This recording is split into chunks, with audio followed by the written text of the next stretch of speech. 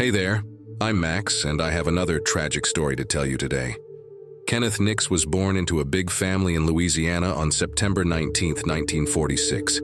With 5 siblings and 2 sets of parents, he became interested in mechanics at an early age and, as the eldest, understood the value of hard labor in providing for his family. Ken's passion for motorbikes started at a young age, and after finishing high school, he decided to turn his pastime into a career. As he gained expertise, Ken took the plunge into entrepreneurship and opened his own gas station, making history as one of the youngest service station owners in the area. Thanks to his keen business acumen and hard work, Ken was able to take his startup to the next level. He met his first wife, Monmori Ari, when he was 20 years old, and their marriage was blessed with a flourishing business. They were married in 1966 after their love bloomed. The happy couple quickly became parents to 3 little ones, 2 sons and a daughter, after deciding to move to Tulsa to be nearer to Ken's relatives. Unfortunately, Ken and Mon's marriage was not without its problems, and they ultimately decided to separate after a number of years of marriage. Ken would drop by on weekends to see Mon and their 3 kids when they moved into an apartment. Her suicide in 1974, when she was 27 years old, was a tragic event. Kenneth took on the role of caring for their children when Mon was left to face life on her own. During this time, Ken was actively growing his enterprises and even dabbling in some new ventures. In 1980, Ken took a leap of faith and established Inland Divers, a scuba diving firm that specialized in recovery missions following catastrophes like natural disasters or automobile accidents that necessitated underwater rescue operations. Just like his prior ventures, this one was a smashing success. Ken was still available to finding love, even if he had a lot on his plate professionally. In the 10 years that followed, he tied the knot 3 more times, each time with a brief union. His children didn't understand why their dad was always seeing other women. He said he was looking for the perfect woman to be their mother. It seems he met Judith Bailey, fondly known as Judy, in 1984. She had raised 2 children on her own after a divorce. They met through their kids, and although Judy was quickly smitten with Ken, she was hesitant to start a new relationship since her first marriage had ended in divorce. Judy moved to Tulsa when she was a little girl from her hometown in Texas. They settled on the edges of Tulsa's countryside after she got married at a young age. They were blessed with 2 daughters, Shelley and Angela, and Judy got a job as an accountant. But her husband's history of infidelity and heavy drinking made their marriage short-lived. Judy finally decided she had had enough and filed for a divorce. Even after meeting Ken again years later, Judy was still hesitant to trust anybody or start a relationship due to her fear of reliving the pain of a failed marriage. Because her mistrust persisted, she was still wary about pursuing new romantic relationships. When Ken and Judy went scuba diving together, they hit it off. Their connection began with shared interests and perspectives on life. They spent more and more time together, and Ken's feelings for her grew stronger. Eventually, in 1985, they decided to tie the knot. Judy decided to keep her teenage daughters with their dad so they could stay in school and keep to their regular schedules, while she settled into the Nix family home. This way, Judy could focus on being a stable parent. Judy miraculously became a part of the family dynamic. She joined Inland Divers as an accountant and contributed to Ken's expansion plans. They were great business partners, and they were even better parents together. Their marriage lasted longer than any of their others, but problems started bubbling up under the surface as time went on. Their marital issues started when their children started living on their own. Because of the differences in how they brought up their children, Judy and Ken started to misunderstand one another. Ken, who was himself a very diligent worker, did his best to instill that work ethic in his children, and Judy, who was always there to aid her daughters financially, did the same. The couple finally decided to get a divorce in 2011 after years of fighting. Nevertheless, they maintained a strong bond even after their divorce.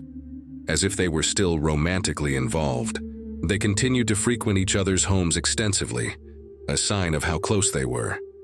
But deep-seated conflicts remained, and they flared up often. The last day for this was March 21st, 2016. As Judith Nix was delivering dinner to her ex-husband Kenneth in the master bedroom on the evening of March 21st, 2016, she placed a panic call to 911 after discovering his body.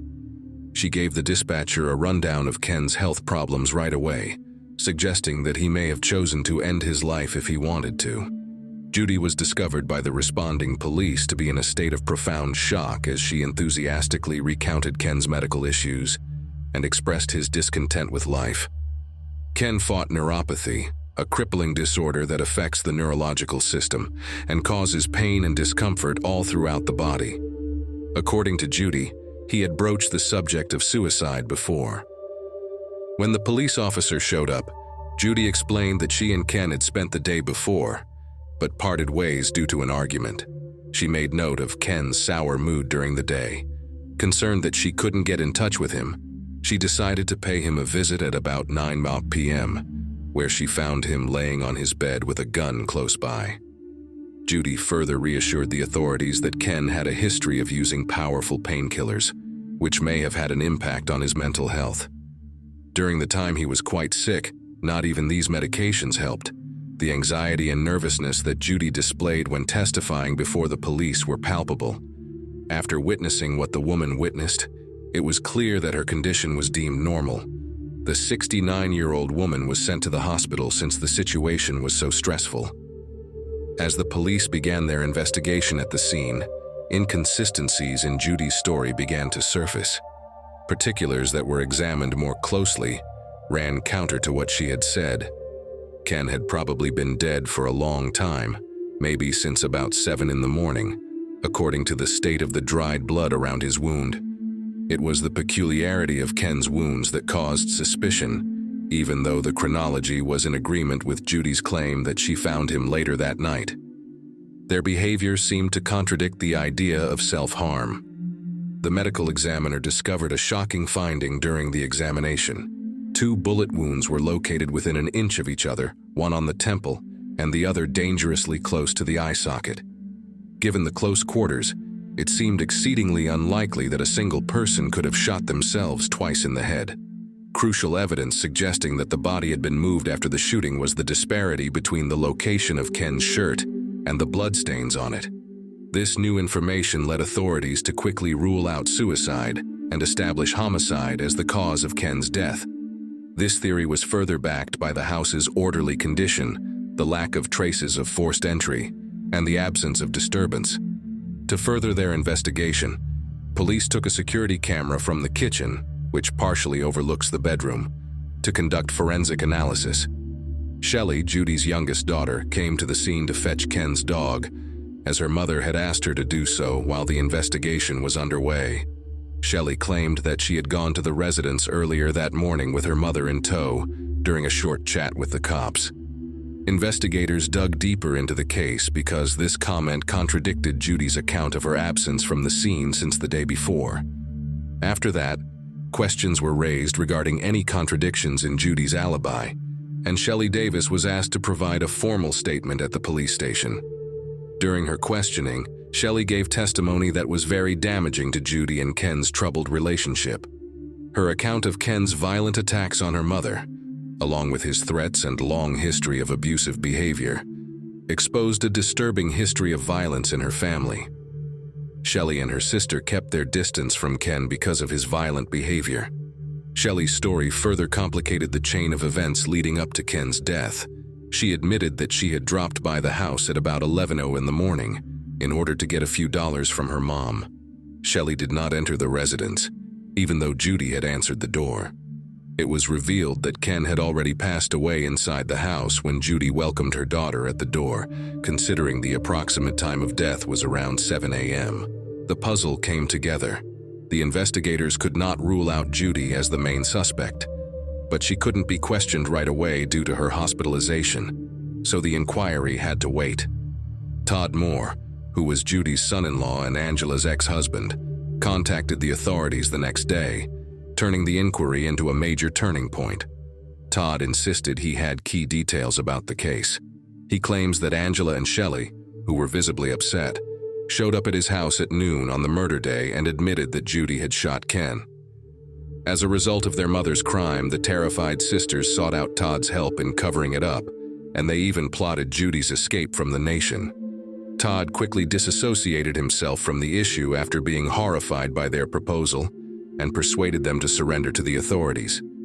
After Angela and Shelley left Todd's house, he didn't hear from them again until the police got involved. At that point, Todd understood they were trying to cover it up as a suicide and hadn't reported it. The detectives were able to better comprehend the family dynamic thanks to Todd's testimony. The three of them were shown as inseparable. Angela and Shelley would often ask their mother for money, and Judy would always be there to meet their demands. It was evident that Ken's death was not a suicide, even if investigators were still unsure of the killer's name and motivation. After coming to this revelation, Shelley was taken into custody for more interrogation, while investigators approached Judy, who had fully recovered, from her hospital bed to get her version of events. The extended battle with neuropathy had a devastating effect on Ken's mental and physical health over the years, making him more angry and volatile, as Judy explained to the authority. After hearing the incontestable evidence from the detectives, Judy felt she had no choice but to change her story. Judy said in her updated story that a money disagreement with Ken was the root cause of the fatal chain of events. Claiming to have financially supported her and her children for a long time, he had been putting her under pressure to reimburse him. Additionally, Judy went into detail about the years of alleged physical and verbal abuse she suffered at Ken's hands. A confrontation over money broke out between Judy and Ken on the morning of his death when she paid him a visit at his house. Except this time, Ken was armed and demanding $221,000 in return. When Judy battled with Ken in an attempt to disarm him, the gun accidentally went off twice as they struggled to escape the impending danger. Judy admitted that she acted in self-defense, but that she also gave in to her panic and sought help from her children, who worked together to make up a story to hide the reality. Inconsistencies continued even after Judy amended her story, calling her account into question. Most importantly, the 2 bullet wounds to Ken's head were not of an accidental kind, and the blood on his clothes did not fit the story either. Judy was charged with murder despite investigators remaining doubtful of her testimony due to these discrepancies. They arrested her right after she got out of the hospital. Angela stood in line to be interrogated after her. According to what Todd had informed the detectives, both girls were complicit in some way with the crime's cover-up. But first efforts to get in touch with Angela were fruitless since she was not home, nor responding to calls. Angela surfaced after 3 days of searching and gave a statement to the authorities, which further explained what happened before Ken died. First, Angela said that the murder was completely unknown to her. The investigators decided to grill her for details regarding the camera since they suspected she was not being truthful. In spite of the fact that the kitchen security cameras had been inexplicably erased, the investigators lied and assured her that the camera was working and had been recorded on March 21st. After hearing this, Angela requested legal representation without speaking a word. Although investigators were unable to elicit further information from her at that time, her reply proved beyond a doubt that she was aware of far more than she was revealing. It was difficult to build an accurate timeline of events because Judy, Angela, and Shelley all made inconsistent statements. In spite of the complexity, detectives were able to pull together a theory using evidence and witness accounts. That version states that Judy was the one who shot and killed the victim, and that her 2 daughters helped stage the murder to make it look like a suicide.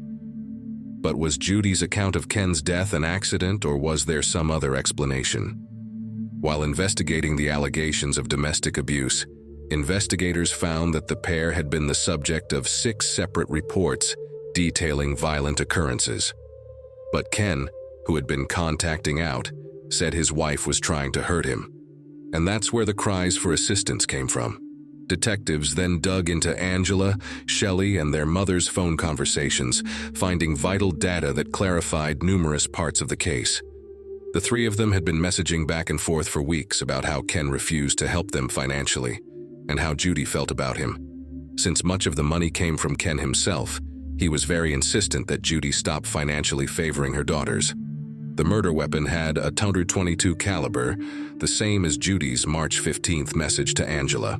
The investigators contacted Ken's sons in an effort to collect further testimony that may support the mounting evidence as the motivation became clearer. According to Ken's sons, their father and Judy had a rocky relationship. This was mainly because Judy had a history of stealing money from her ex-husband, which began even before they got a divorce. Ken and Judy got into an argument because of this ongoing issue.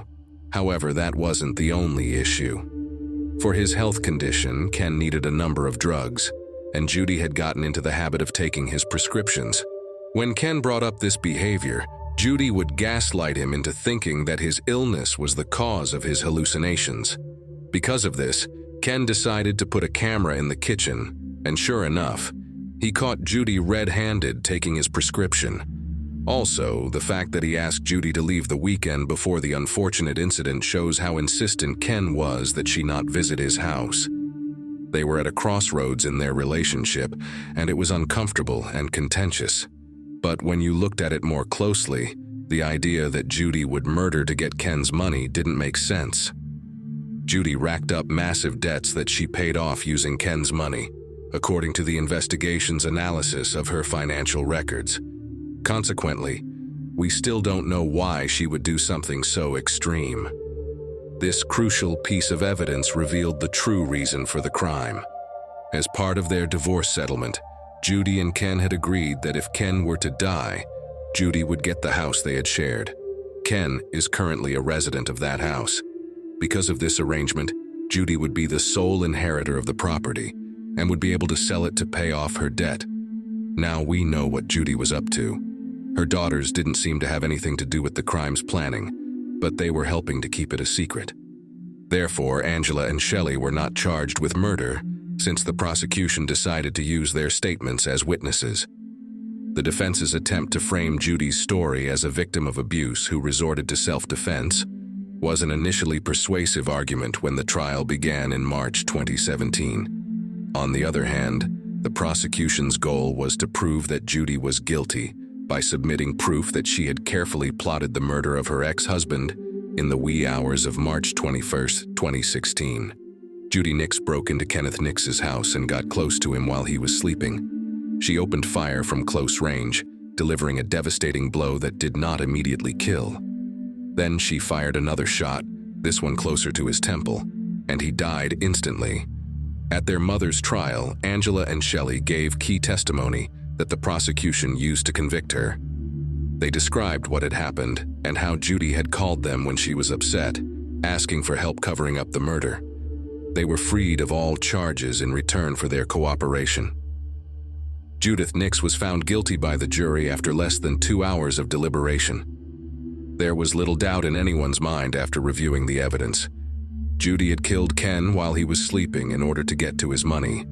The result was a life sentence with the prospect of parole contingent upon her reaching the 108-year-old milestone. In your opinion, how was today's story? Leave a comment below expressing your thoughts on this case. To make sure you don't miss any of the new videos that I upload every day, I highly suggest subscribing to the channel and hitting the bell icon. Listen to your body and those you care about. Coming up shortly.